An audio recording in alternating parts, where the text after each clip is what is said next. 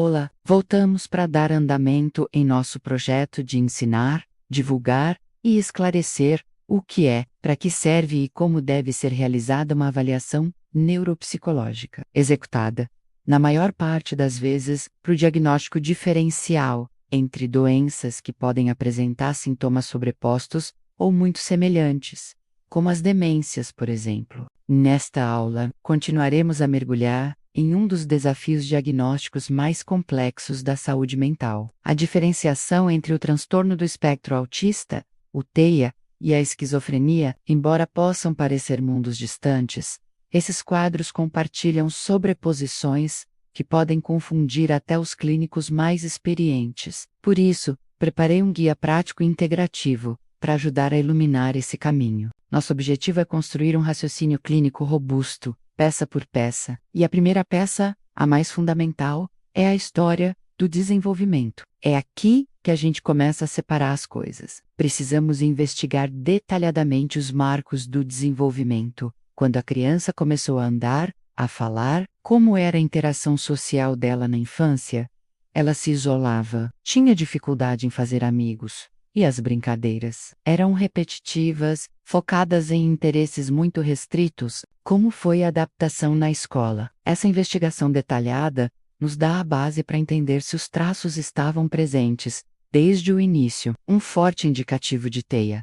A seguir, entramos na entrevista clínica fenomenológica. O foco aqui é diferente. Queremos entender a experiência subjetiva da pessoa. Estamos buscando ativamente por sintomas positivos da psicose, como delírios e alucinações. É crucial perguntar: você ouve vozes que outras pessoas não ouvem? Você tem a sensação de que está sendo perseguido ou que há um plano contra você? Também investigamos os sintomas negativos, como a falta de vontade, o embotamento afetivo. Qual é o juízo de realidade do paciente? Ele consegue diferenciar o que é real do que não é? Ele tem insight, ou seja, percebe que algo está errado com ele? E o conteúdo do pensamento é organizado, coerente, ou é fragmentado e bizarro? Essas perguntas são essenciais para mapear o território da psicose. Mas não basta só perguntar. Precisamos observar. A observação naturalística é a nossa terceira ferramenta. Durante uma conversa espontânea, sem um roteiro fixo, observamos a pessoa em sua forma mais genuína. Como é o contato ocular dela? Ele é sustentado?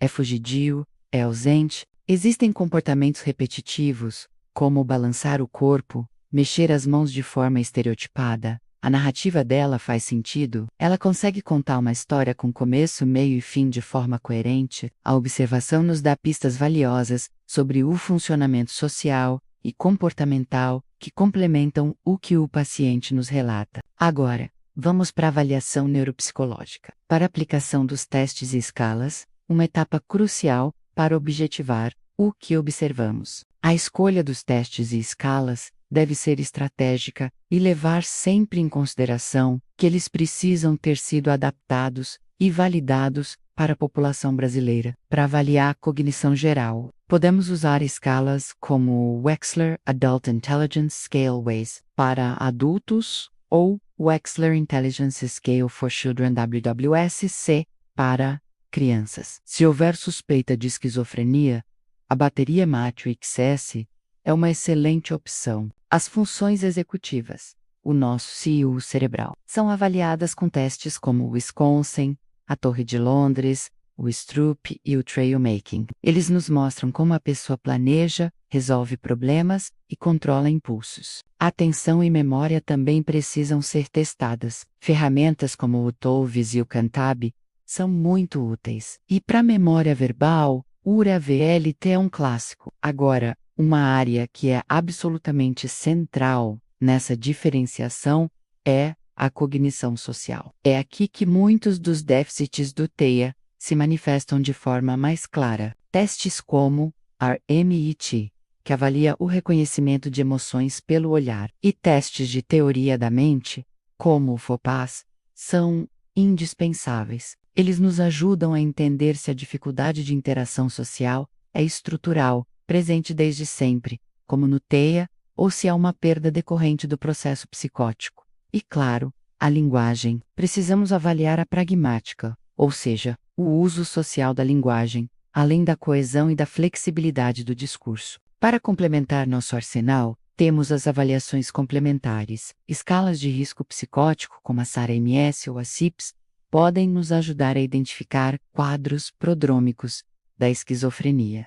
As escalas específicas para TEA, como o ADUIS-2 e o ADR, são padrão ouro, mas atenção, elas devem ser interpretadas com muita cautela em adultos com suspeita de psicose, pois os sintomas negativos da esquizofrenia podem inflar os resultados. Não podemos esquecer de avaliar o comportamento adaptativo com escalas como Vineland ou ABAS e também o perfil sensorial, que é uma característica muito marcante no TEA.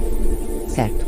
Coletamos uma montanha de informações. E agora, como integramos tudo isso para chegar a um diagnóstico? O segredo está na síntese. Precisamos construir uma linha do tempo clara. Quando os sintomas começaram, como eles evoluíram. Houve rupturas abruptas no funcionamento da pessoa, como uma queda acentuada no desempenho escolar ou social na adolescência, o que sugere fortemente um início psicótico, ou os traços são consistentes e estáveis desde a infância. Depois, sintetizamos o perfil fenomenológico. Existe psicose verdadeira, com delírios e alucinações bem definidos? Ou estamos falando de pensamentos rígidos e interesses intensos que foram mal interpretados? Existem traços autísticos claros desde a primeira infância. Em seguida, montamos o mapa cognitivo, onde estão os principais déficits.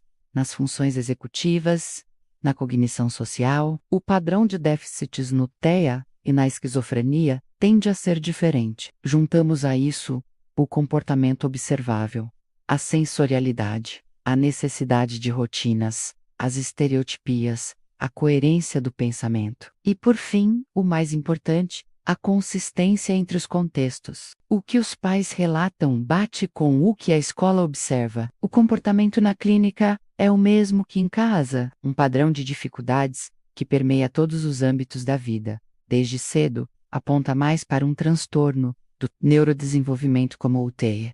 Para fechar, quero deixar algumas frases de ouro que podem ajudar a articular o raciocínio no laudo. Por exemplo, a história do desenvolvimento evidencia alterações presentes desde a primeira infância, o que favorece o diagnóstico de TEA e é incompatível com o início típico da esquizofrenia. Ou, por outro lado, houve uma perda funcional marcada após a adolescência, altamente sugestiva de um início psicótico. Outra frase útil: os déficits de cognição social parecem ser estruturais e não flutuam em intensidade, como geralmente ocorre nos quadros psicóticos. E para descartar a psicose, não foram observados delírios organizados, alucinações auditivas verdadeiras ou uma desorganização formal do pensamento durante a avaliação. Lembrem-se, o diagnóstico diferencial é um processo investigativo, requer tempo, múltiplas fontes de informação e, acima de tudo, um raciocínio clínico que integre todos os dados de forma coerente. Não existe um único teste que dê a resposta. A resposta está na síntese de todas essas peças. Espero que este guia completo tenha sido útil para vocês. Diagnosticar corretamente é o primeiro passo para oferecer o tratamento e o suporte adequados, mudando a trajetória de vida de uma pessoa. Se você gostou deste conteúdo e quer aprender mais, não se esqueça de se inscrever no canal, deixar o seu like e ativar as notificações. Muito obrigada e até o próximo vídeo, onde vamos tratar dos resultados testes que nos ajudarão a levantar uma hipótese diagnóstica mais acertada.